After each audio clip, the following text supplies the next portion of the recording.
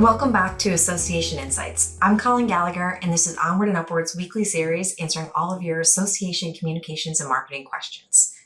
This week's question asked us, what are some of the most common mistakes you're seeing associations make in their communications efforts? So effective communication is absolutely crucial for associations when it comes to engaging their members and their stakeholders. Yet we see so many associations fall into the same common pitfalls. So here are the three most common mistakes that we're seeing. The first one is lack of consistency and clarity.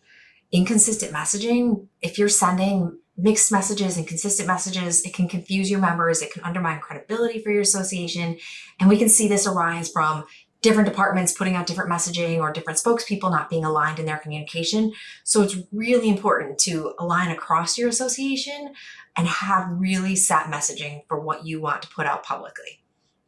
The other piece here is don't overuse jargon. Too much industry specific or really complex language, it can alienate members, especially those who might be new or not deeply entrenched in the field. So think twice before going into all those acronyms that we like to do at associations. The second common mistake we see is not leveraging multiple channels effectively. We see a lot of over-reliance on one channel, email, solely relying on one communication channel, whatever that is. It can limit the reach of your message. Different members are going to have different preferences on how they want to be communicated with from you, and it's essential to diversify and meet them where they are. To a lesser extent, this isn't as bad as it used to be, but we still see some associations ignoring digital trends and neglecting emerging communication platforms where a lot of their members are. So again, it comes back to know where your members are and be there with the messages that matter most.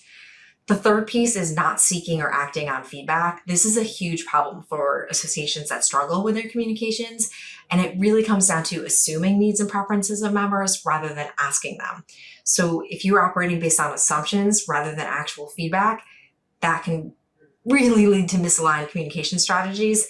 And then also your responsiveness to that. So not responding to member queries, their concerns, or their feedback in a timely manner, it erodes trust. It doesn't show that you have a commitment to understanding and meeting their needs, and it doesn't leave the perception that you're member-centric, which is what an association should be. So avoiding these common mistakes, it requires a really proactive approach to communication, regularly evaluating your strategies, and just a strong commitment to understanding and meeting the changing needs of your members, where they are, meet them where they are, when they're there, and be proactive about it.